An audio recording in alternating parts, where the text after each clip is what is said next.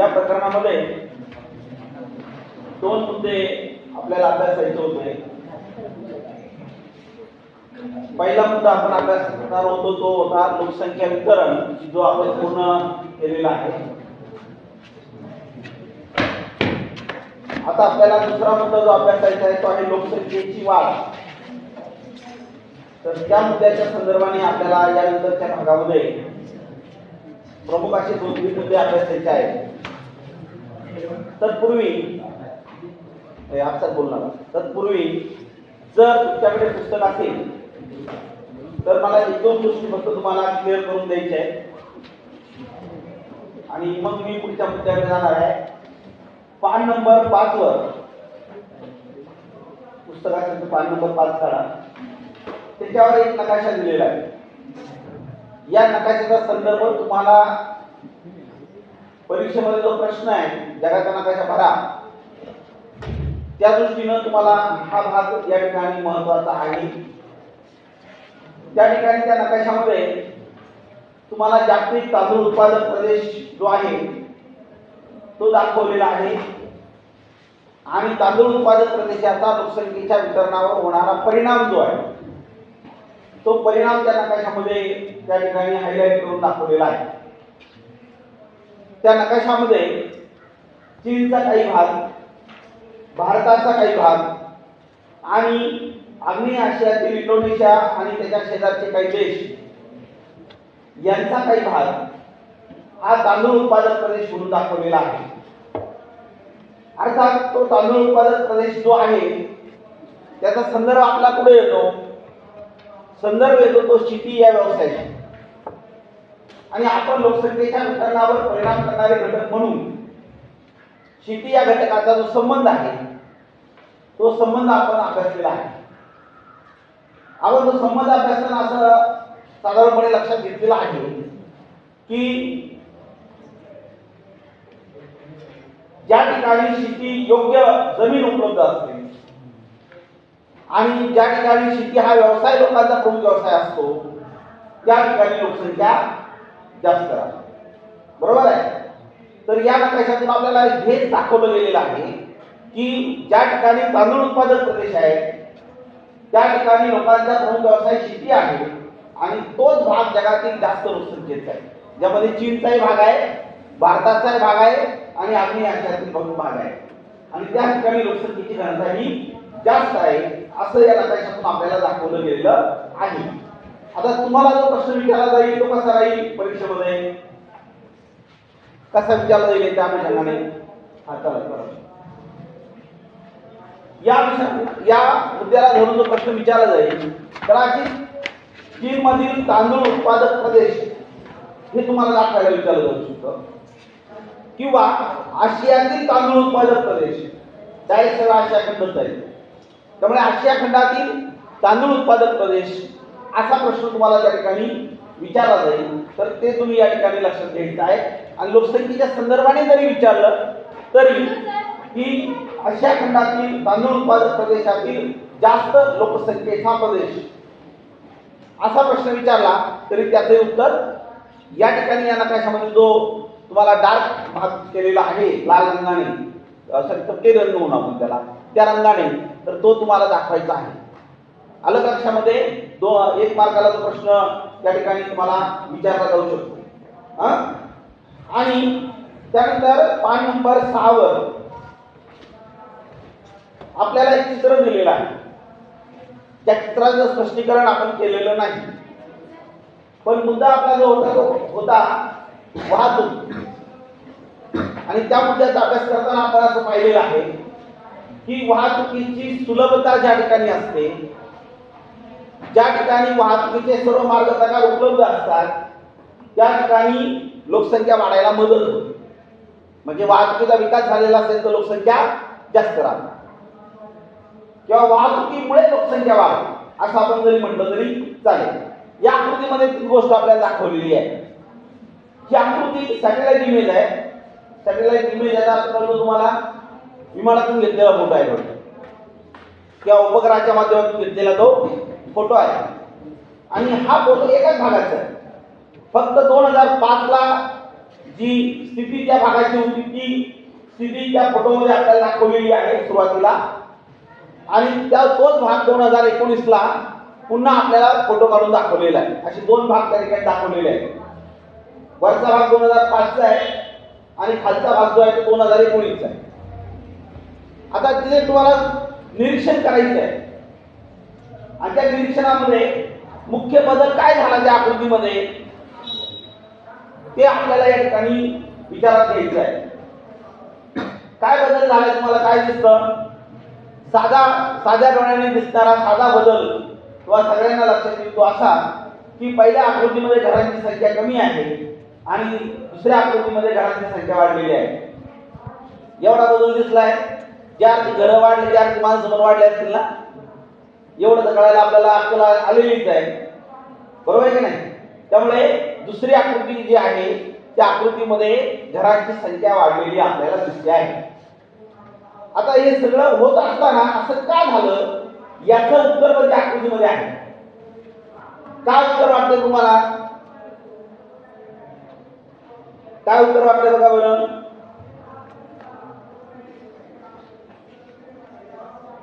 दिसतंय का तुमच्या डोळ्यांनी? दिसतंय ते मधून गेलेला राष्ट्रीय महामार्ग, एक रस्ता गेलेला आहे. तुझ्या पुस्तक नाही म्हणजे कान जोडू का जरा? आज आणलं नाही बरं. या गोष्टी पाहिल्याशिवाय तुम्हाला लक्षात येणार नाही. मी जे बोलतो मधून गेलेला जो रस्ता आहे राष्ट्रीय महामार्ग आहे. आता हे चित्र कुठलं आहे?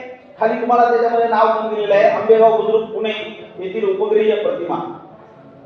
म्हणजे पुणे नाशिक राष्ट्रीय महामार्ग जो आहे त्या राष्ट्रीय महामार्गाच्या जवळ असणारं हे आंबेगाव या शहराचं हे चित्र आहे. आंबेगावच्या भागाचं चित्र आहे. आणि याच्यामध्ये झालेला बदल जो आहे, पहिल्या याच्यामध्ये आपल्याला जमीन दिसते आहे, दुसऱ्याच्या त्याच ठिकाणी वस्ती तयार झालेली आपल्याला दिसते आहे. याचं कारण हे आहे, या वाहतुकीच्या मार्गाने आंबेगाव आणि त्या परिसरामध्ये काही प्रमाणामध्ये उद्योगधंदे वाढलेले आहेत. शैक्षणिक संस्था त्या ठिकाणी निर्माण झालेल्या आहे. अवसरी हे ठिकाण आहे. इंजिनिअरिंग कॉलेज त्या ठिकाणी, शासकीय इंजिनिअरिंग कॉलेज त्या ठिकाणी सुरू झालेलं आहे आणि बाजूला MIDC पण सुरू झालेली आहे.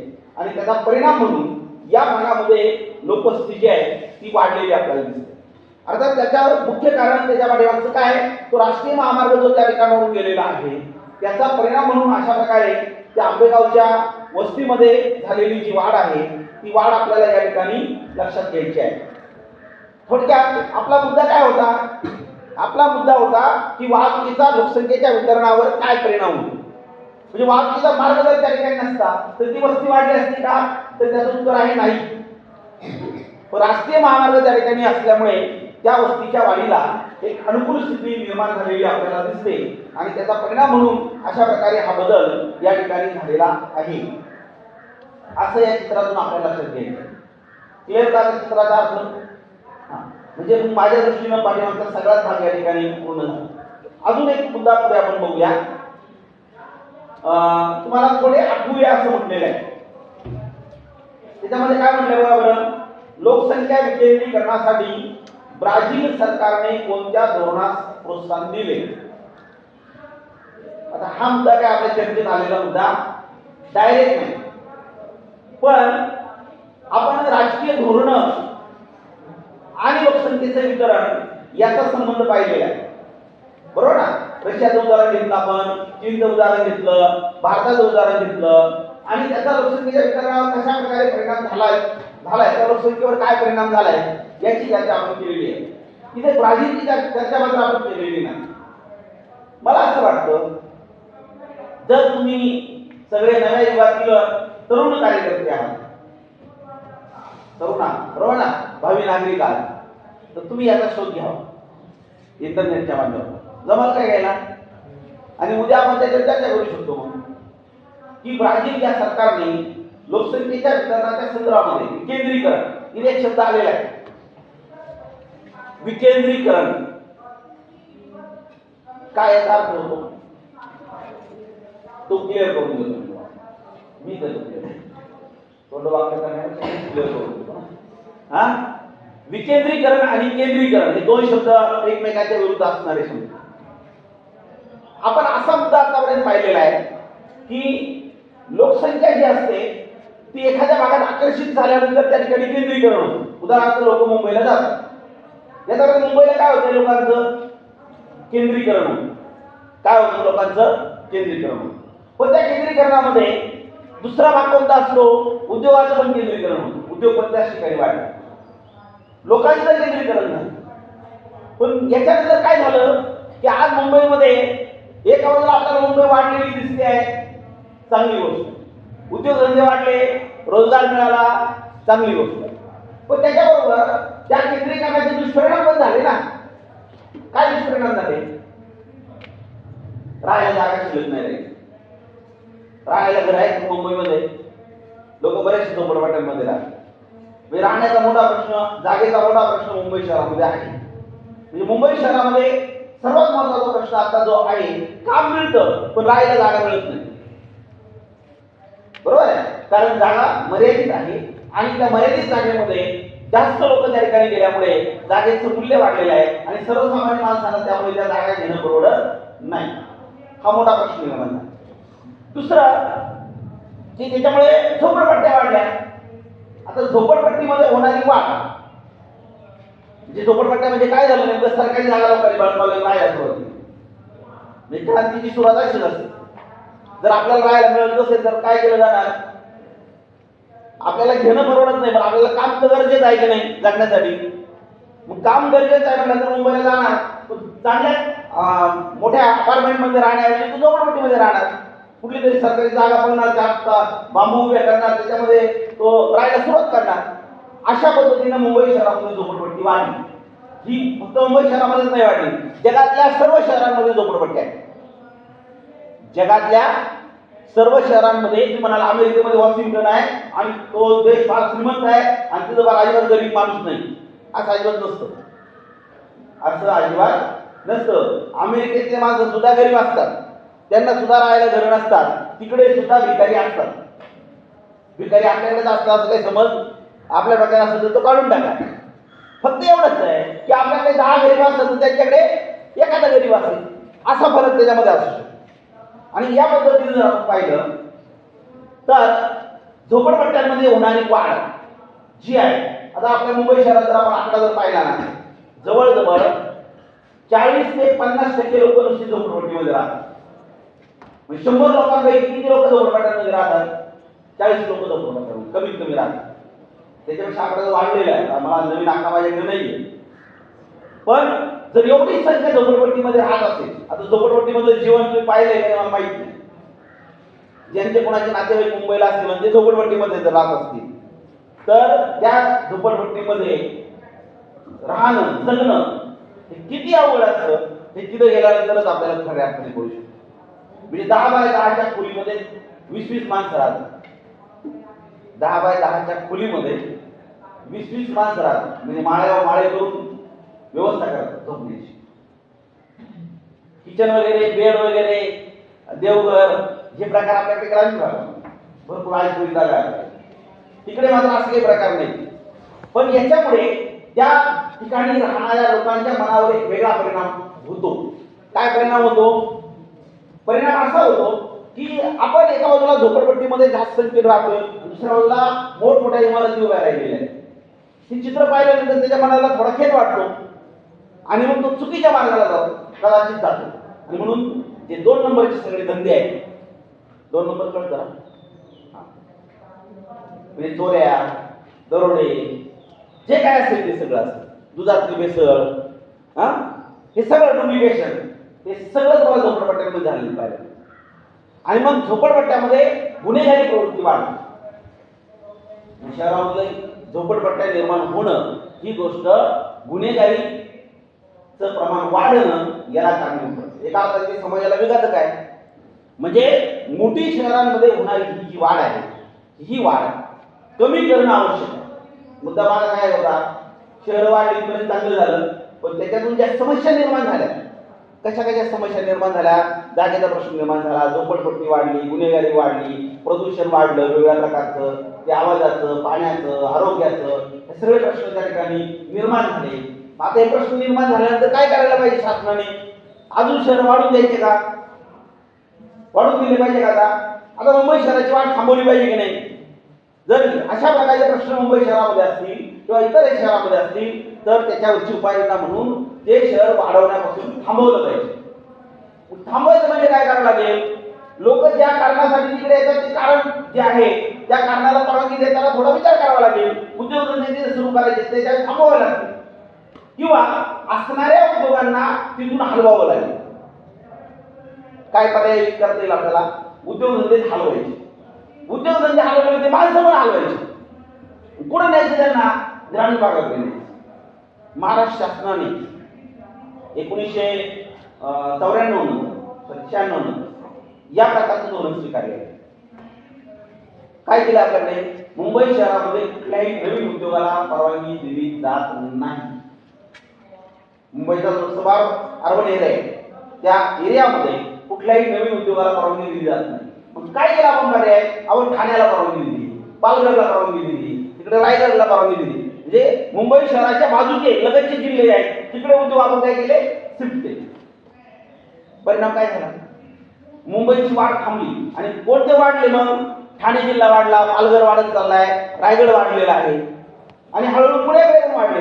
आणि त्याच्या वेळेला आपण आधी दुसरं केलं काय की महाराष्ट्राचा समतोल विकास जर आपल्याला करायचा असेल तर मग आपल्याला काय करावं लागेल? जो भाग गरीब राहिला आपला कुठला मराठवाड्याचा तिकडे काही उद्योग नेले पाहिजे. आणि म्हणून आपल्याकडे औरंगाबाद जालना MIDC जी आहे ती निर्माण केली महाराष्ट्र शासनाने आणि बरेचसे उद्योग तिकडे शिफ्ट केले. विशेषतः शेतीवर आधारित असणारे जे उद्योग आहेत ते तिकडे शिफ्ट केले.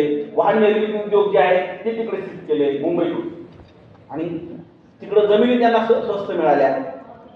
त्या ठिकाणचा त्यांना मजूर आहे तो त्यांना तिकडं स्वस्त प्रमाणामध्ये मिळाला आणि त्यामुळे तिकडचं औद्योगिकरण जे आहे ते होण्यास सुरुवात झाली. आज मराठवाड्याची राजधानी म्हणून औरंगाबाद शहराचा उल्लेख केला. मराठवाड्याची राजधानी म्हणजे मराठवाड्याचे जेवढे 9-10 जिल्हे आहेत त्याच्यामधलं मोठं शहर म्हणून आता औरंगाबाद शहर निर्माण झालेलं आहे.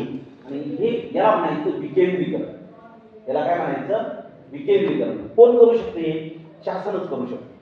आणि म्हणून आपल्याकडे ही विकेंद्रीकरणाची प्रक्रिया जी आहे ती आपल्याकडे आपल्या देशामध्ये सुरू झालेली आपल्याला पाहायला मिळते. जी शहरं पूर्वीची मोठी झाली ती थांबून नवीन शहरं आपण निर्माण करतो आहोत. त्याला एक स्मार्ट सिटी असं आपल्याकडे नाव दिलेलं आहे, गोंडस नाव दिलेलं आहे. भरपूर मोठ्या स्मार्ट सिटी आपल्याला निर्माण करायचं. मोदी सरकार आल्यानंतर त्यांनी पहिल्यांदा अशा प्रकारचा अजेंडा त्याच्यासमोर घेतला होता. पण त्याच्या मार्गाने त्यांचं काम चालू आहे. कुठलीही ती प्रक्रिया जी आहे ती काही लगेच होणारी प्रक्रिया नाही. आणि त्यामुळे अशा प्रकारची जी प्रक्रिया आहे ती प्रक्रिया आपल्याकडे चालू आहे. याला म्हणायचं विकेंद्रीकरण. कळालं का? विकेंद्रीकरण शब्दाचा काय सांगितलं? विकेंद्रीकरण म्हणजे एक केंद्र निर्माण होण्याची अनेक केंद्र निर्माण करायचे. जसं तुम्हाला मुंबईऐवजी औरंगाबाद निर्माण केलं, पुणे निर्माण केलं, नाशिक निर्माण केलं, तिकडे नागपूर निर्माण केलं किंवा ठाणे, पालघर, रायगड हे सांगितलं तुम्हाला. याला काय म्हणायचं? विकेंद्रीकरण. कळालं का? आता इथे तुम्हाला जे विचारले तुम्हाला काय म्हणायचं? थोडे आठवूया असं म्हटलेलं आहे. लोकसंख्या विकेंद्रीकरणासाठी ब्राझील सरकारने कोणत्या धोरणास प्रोत्साहन दिलेले आहे? आता इथे आपल्याला थोडासा ब्राझील या देशाबद्दलची माहिती जाणून घ्यावी लागेल. तर तुम्हाला जी माहिती मिळेल ती मला सांगा. मी उद्या तुम्हाला ब्राझील सरकारनं याच्यासाठी काय केलं हे मी तुम्हाला आल्याला सांगेन. पण मला असं वाटतं की तुम्ही थोडा प्रयत्न करावा. तुमच्यासाठी येतो. हे जे ब्रॅकेटमध्ये काही गोष्टी दिलेल्या असतात ना अशा करून पहा, थोडे आठवूया, याच्यावर तुम्ही थोडा विचार करायचा. सगळ्या गोष्टी मीच सांगायच्या असं नाहीये. माझी बुद्धी नाहीये काही ठिकाणी, पण तरी मी तुम्हाला मदत करतोय. तर तुम्ही थोडा प्रयत्न करा. तुमच्याच्याने नाही जमलं तर शेवटी आहेच मी, आहे का नाही? पण तुम्हाला प्रयत्न करणं गरजेचं आहे थोडासा तरी. म्हणजे मग मला मदत होईल थोडीशी. काही विद्यार्थ्यांनी जरी केलं तरी ते मला फायद्याचं आहे. ठीक आहे, थांबूया इथं. मला वाटतं आतापर्यंत आणखीन एक मुद्दा राहिला. कुठं राहिला का? ब्रॅकेटमध्ये सगळ्या गोष्टी मला वाटतं मागच्या वेळेस सांगितल्या गेलेल्या नाही माझ्याकडून.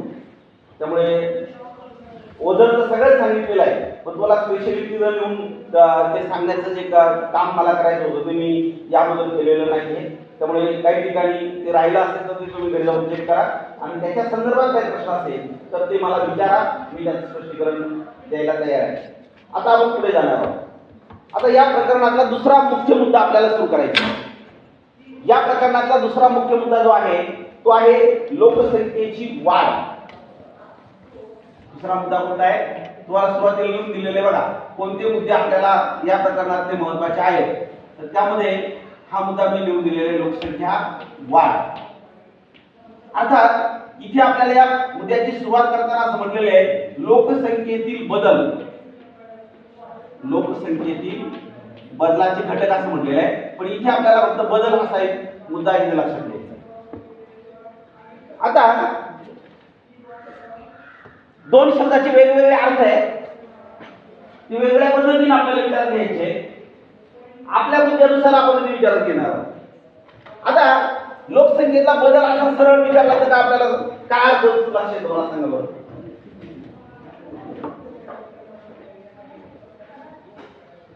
लोकसंख्या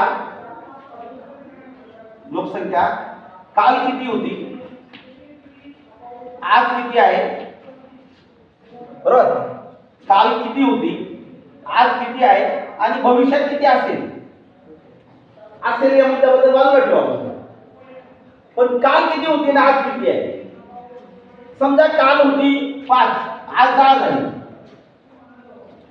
याला काय म्हणायचं मग? बदल म्हणायचं ना.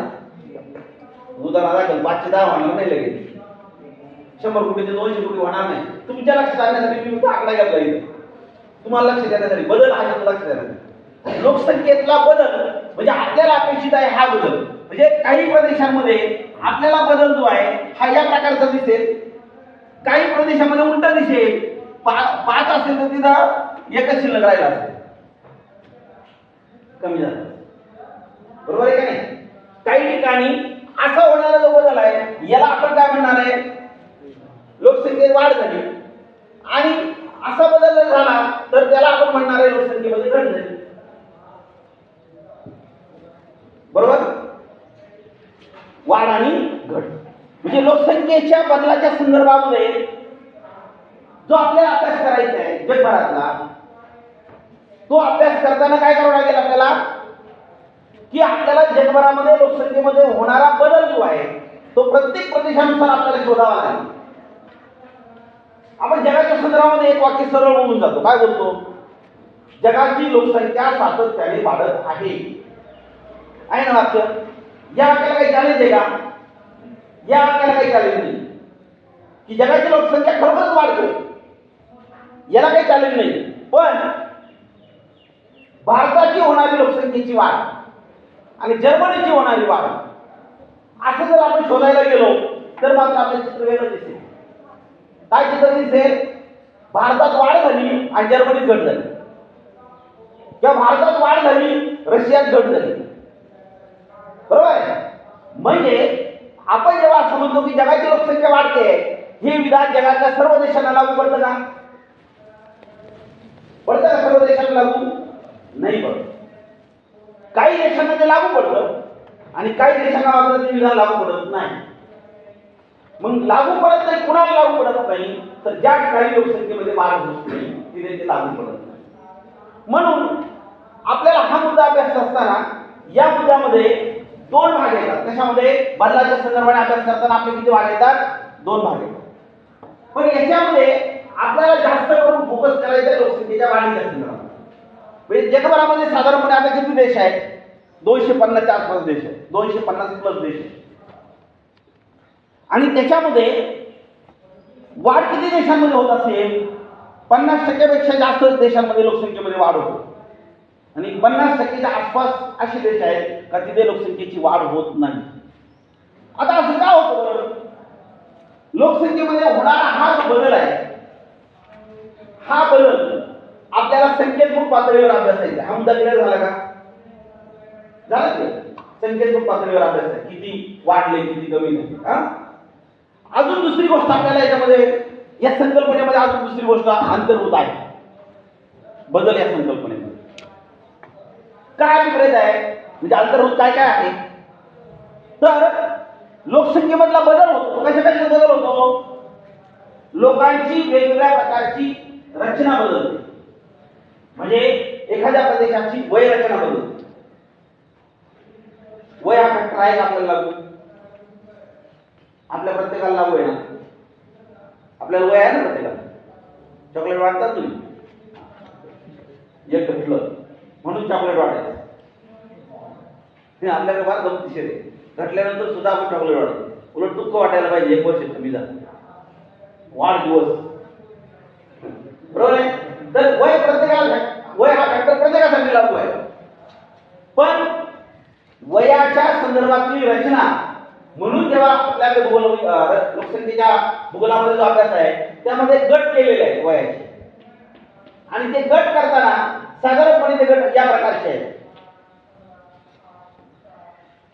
0 ते 15, 15 ते 60 आणि 60 पेक्षा जास्त, 65 नाही 60 पेक्षा जास्त प्लस. आता हे गट काय केले? याला म्हटले बालक आपल्याकडे, याला म्हटले प्रौढ आणि याला म्हटले वृद्ध. हा बिगर कामाचा आहे, हा बिगर कामाचा आहे, खरा कामाचा हा गट. तुम्ही कोणत्या गटात आहे? आता तुम्ही सध्या कामाच्या गटात आलेले आहे. अजून थोड्या दिवसांनी वाजवायचे, बरोबर? कामाच्या गटात आला का तुम्ही? एक काम करण्याची क्षमता तुमच्यामध्ये आता निर्माण झालेली आहे 15च्या पुढे गेल्यानंतर. आता आपल्याकडे कायदेशीर पातळीवर जर आपण पाहिलं तर आपल्याकडे 18 नंतर आपल्याला सगळ्या क्षेत्रामध्ये काम करण्याची संधी दिली जाते. 18च्या अगोदर नाही. 18च्या अगोदर तुम्हाला लहान समजतात. 18 झाला का तुम्ही मोठा झाला असं समजा. कशाने मोठा झाला मला माहित नाही, पण असं समजतं. बरोबर आहे. काम करणारा गट, वयाच्या संदर्भातला बदल, याचा अर्थ या प्रत्येक गटातली संख्या प्रत्येक देशात सारखी नसणं. आता हा गट बालकांचा आहे, हा गट प्रौढांचा आहे, याला कार्यकारी गट असं म्हणतात. आणि ज्या देशामध्ये या गटातील संख्या जास्त असते त्या देशात विकासाचा वेग नेहमी जास्त राहतो. म्हणून मी तुम्हाला भारताची उदाहरण दिलं की नाही, की चीनमध्ये पॉलिसी राबवली, त्यांच्याकडे काय कमी झालं म्हटलं मी? कार्यकारी वयोगट कमी झाले, तरुणांची संख्या कमी झाली. पण त्या तुलनेमध्ये भारतात काय झालं? हम दो हमारे दोच्या पॉलिसीचा हा गट आपल्याकडे जास्त झाला आणि त्याचा फायदा आपल्याला होऊ शकतो जर करून घेतला तर. काय करावं लागेल आपल्याला? फक्त प्रत्येकाच्या हाताला काम द्यावं लागेल, एवढंच करावं लागेल. एवढी गोष्ट जर आपल्या देशाने केली ना, यासाठी जर प्लॅनिंग आपल्या देशामध्ये झालं तर आपल्याकडे चीनने जो वेग राखला ना काही काळ, चीनने काही काळ वेग राखला, फार वेगाने चीन पुढे गेला, त्याच वेगाने, त्यापेक्षा जास्त वेगाने सध्या भारत पुढे जाऊ शकतो. कारण नुसते हात नाही वाढत आले. आपण नुसते हातात समजू नका, हाताबरोबर आपले मेंदू पण वाढतात आणि आपला मेंदू काही करू शकतो. म्हणजे आपल्याकडे शिक्षण आणि याचा जर आपण सांगड घालण्याचा प्रयत्न केला, थोडासा नवीन नवसंशोधन, तुम्हाला असं एक अनुभवायला मिळत असेल, नुसत्या शिक्षणानेच नवनवीन शोध लागतात असं काही नाही.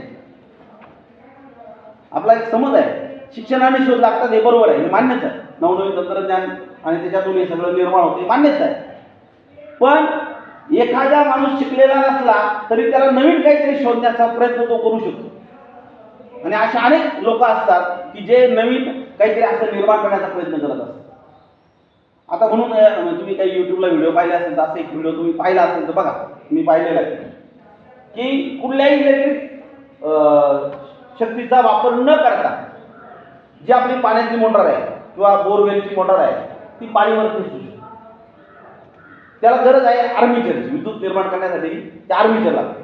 तेवढं आर्मीचर एकदा वापरलं की त्या आर्मीचरला फक्त सुरुवातीला गती द्यायची आहे आणि त्याला मॅग्नेट वापरलं जातं. मॅग्नेट, आता तुम्ही व्हिडिओ वगैरे बघा. पण असे काही जुगाडू, आणि ते माणूस त्याचा शोध लावलाय कोणी? कुठल्या एखाद्या फार मोठा PhD झालाय माणूस त्याला शोध लावला असं नाही झालं, ते शेतकऱ्यांनी शोध लावला. शेती करणाऱ्या माणसानं त्याचा शोध लावलेला. सांगण्याचं तात्पर्य असं आहे की आपल्याला हा गट वाढला तर नुसते हात नाही वाढत, मेंदू पण वाढतात. तो शिकलेला असू नाही तर नसू, पण त्याचा योग्य वापर आपल्याकडून जर होऊ शकला तर आपल्याला त्याचा फायदा होऊ शकतो. तर वय हा घटक बदलाचा महत्वाचा घटक आलं लक्षामध्ये.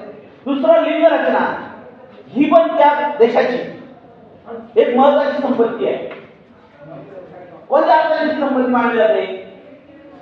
पुरुष आणि स्त्रियांची संख्या प्रमाण सारखं असणं ही त्या समाजाची शांतता ठेवण्यासाठीची गरज आहे. वाक्य कळलं माझं बघा. आपल्यात शांतता पाहिजे, समाजात। आणि तेव्हा त्या शांततेसाठी काय कशाची गरज आहे? दोघांच्या संख्येची समानतेची गरज आहे। एकाच एक असलं पाहिजे। कळालं का? थोडा विचारपूर्वक करा। मला सरळ काही बोलता येत नाही काही गोष्टी या स्टेजवर। एकाच एक प्रमाण असलं पाहिजे। हे प्रमाण बिघडलं तर समाजात अराजकता निर्माण होते। आणि मला वाटतं अलीकडच्या काळातल्या काही घटना तुम्ही जर पाहिल्या तर तुम्हाला त्याच्यातून ही गोष्ट कळायला पाहिजे। म्हणजे वेगवेगळ्या ठिकाणी सांगलीची झालेली घटना आहे, त्या लहान मुलीवर झालेला बलात्कार कशाचा परिणाम आहे? या असमानतेचा परिणाम आहे। या गोष्टी झाल्यानंतर अराजकता कोणत्या टोकाला जाऊ शकते हे तुम्हाला उदाहरण मी फक्त तुम्हाला दिलं। म्हणून समाजामध्ये स्त्री आणि पुरुषांचं प्रमाण सारखं असावं हे अपेक्षित आहे। पण बहुतेक देशांमध्ये काय झालंय, पुरुष प्रधानता आणि स्त्री प्रधानता असे दोन वेगळ्या व्यवस्था आपल्याला पाहायला मिळतात। काही ठिकाणी स्त्री प्रधान संस्कृती आहे, काही ठिकाणी पुरुष प्रधान संस्कृती आहे। आपल्याकडे पुरुष प्रधान म्हणजे आपल्याकडे स्त्री प्रधान संस्कृती आपल्याकडे केरळ राज्यामध्ये एकट्या केरळ राज्यामध्ये आपल्या देशामध्ये सुद्धा स्त्री प्रधान संस्कृती आहे। कारण आपल्याला ऐकायला जड जाईल, आपण घरात गेलं तर तांबे आणले भरून पाणी दे, इकडे आदेश आपला नाही चालत, इकडे स्त्री आदेश देते आणि तो आदेश आपल्याला फॉलो करावा लागतो, उलट आहे। पण मग ही जी गोष्ट आहे ही गोष्ट त्या व्यवस्थेमध्ये संख्यात्मक बदलाला कारणीभूत असते। याचा अर्थ जो प्रधान असतो, प्रधान संस्कृती याचा अर्थ प्रमुख। आपल्याकडे एक मुलगा व्हावा असं काय वाटतं आपल्याला?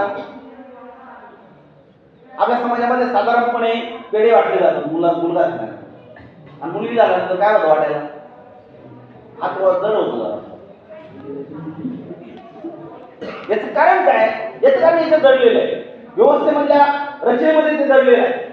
आणि मग त्याच्यामुळे काय होतं की आपल्याकडे मुलांचे जन्म जास्त होतात, मुलांच्या जन्माचं स्वागत केलं जातं, मुलींचे जन्म कमी करण्याचा प्रयत्न केला जातो आणि स्वागतही होत नाही।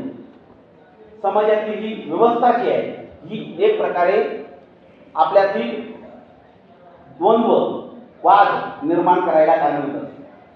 तर ही लिंगरचना प्रत्येक देशामध्ये सारखी नाही आणि त्याच्यामुळे सुद्धा काही प्रश्न वेगळ्या देशांमध्ये निर्माण झालेले आहेत। बदलाच्या संदर्भाचा अभ्यास करताना आपल्याला त्याचा अभ्यास करायचा। तर पुढल्या प्रकरणामध्ये आपल्याला ते सगळं शिकायचं, पुढलं प्रकरण त्याच्यावर आहे। त्यानंतर पुढचा मुद्दा आहे तो वास्तव्याचं ठिकाण।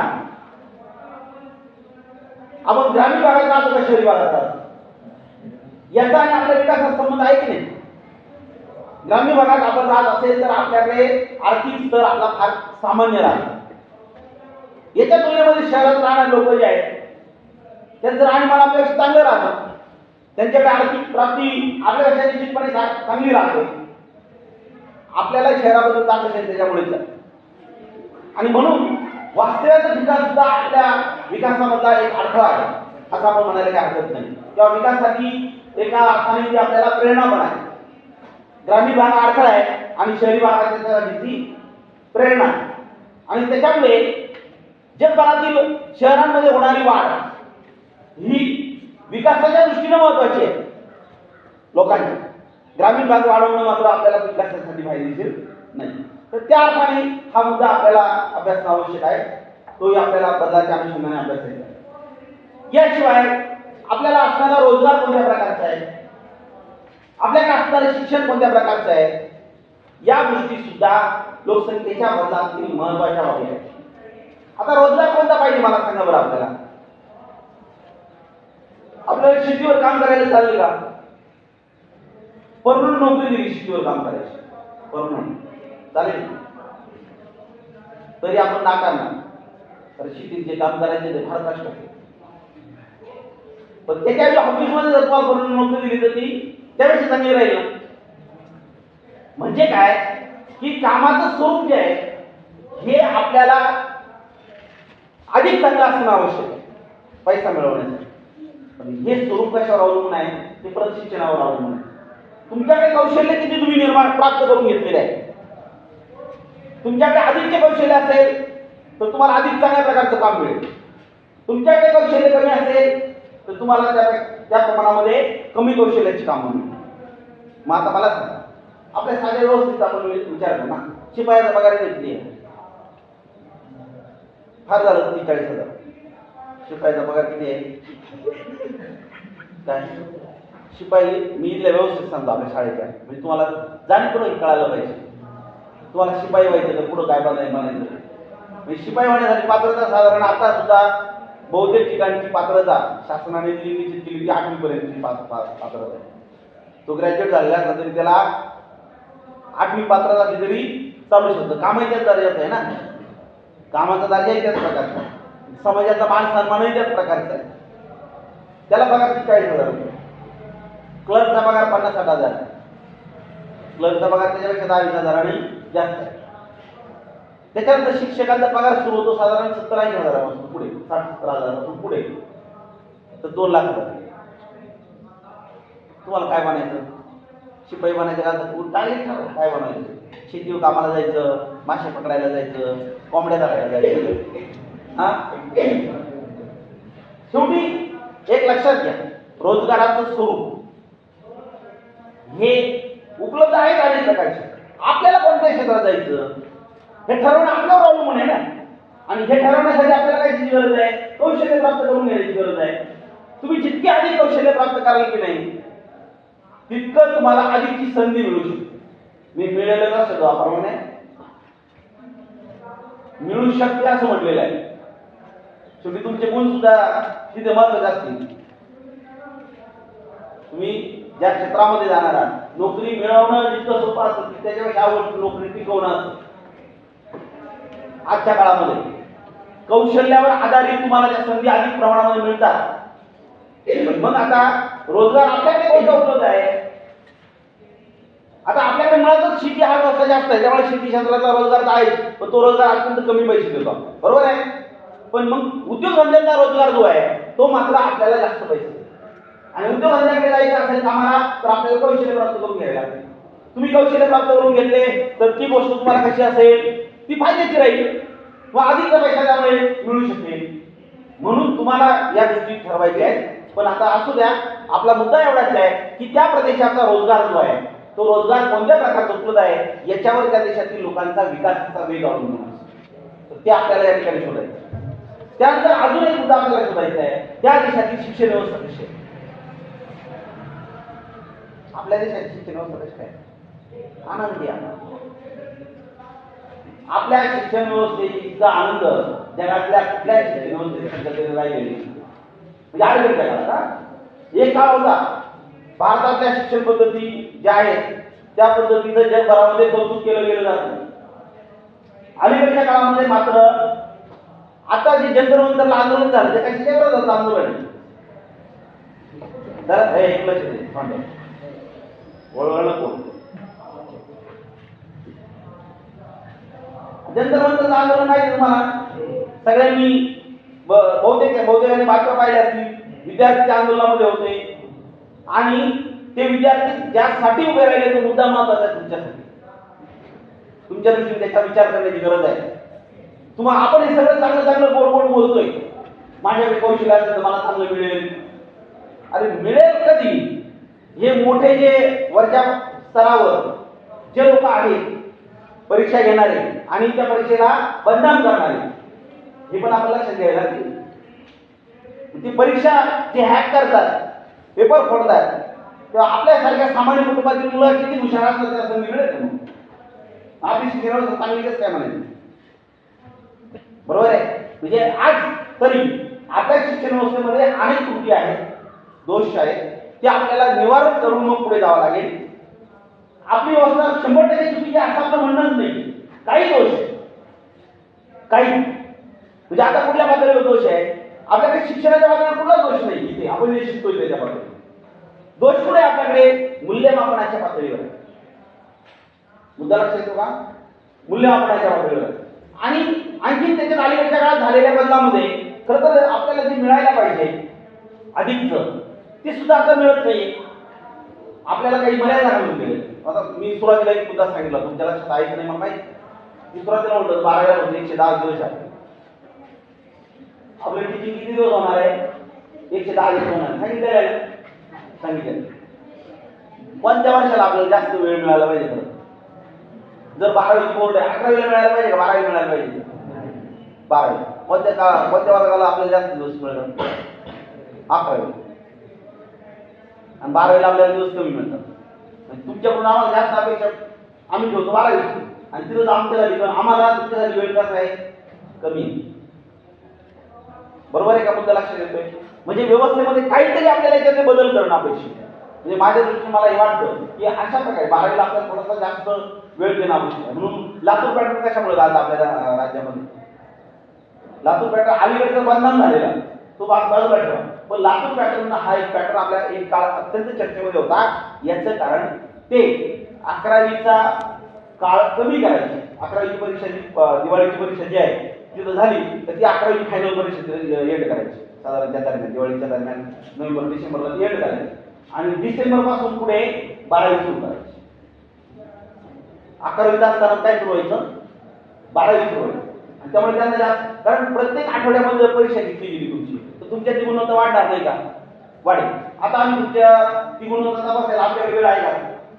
आमच्या पुढे काय वेळ, काय टार्गेट, काय संपवा, हे प्रकरण संपवा, ते प्रकरण संपवा, आज सिलेबस या तारखेला संपवा. आमच्यासाठी तुम्हाला ही विचारायला वेळच आहे आमच्याकडे. तुम्ही स्वाध्यायामध्ये काय केलेलं आहे, कशा फॉर्म लिहिलंय का नाही, हे सुद्धा विचारायला आमच्याकडे वेळ आहे का? नाही. आणि त्याचा फायदा तुम्ही घ्या. काय करायचं? याच्यामुळे तोटा आमचा निश्चित नाहीये, तोटा तुमचाच होतो. पण या व्यवस्थेबद्दल दोष आम्ही पण बांधलं गेलो, तुम्हाला त्याच्यामुळे राहिले नाही, असा एकूण फरक या ठिकाणी झालेला आहे. तर असो, तर अशा प्रकारे हे जे गोष्टी आहेत बदलाच्या संदर्भातल्या या ठिकाणी आपल्याला लोकसंख्येच्या बदलामध्ये विचारात घ्यायच्या आहे. पण याच्यामध्ये आता पुढे आपण उद्या येणार आहे की बदल म्हणून आपण या सगळ्या गोष्टी जरी पाहत असतो तरी आपल्याला याच्यामधला एकच भाग जास्त महत्त्वाचा समजून घ्यायचा आहे. जगात जागतिक लोकसंख्येमध्ये होणारी वाढ हा आपल्यासाठीचा प्रश्न आहे. पण आपण वाढीच्या बाजूने याच्यावर चर्चा करणार आहोत. उद्याच्या तासाला आपण चर्चा करू.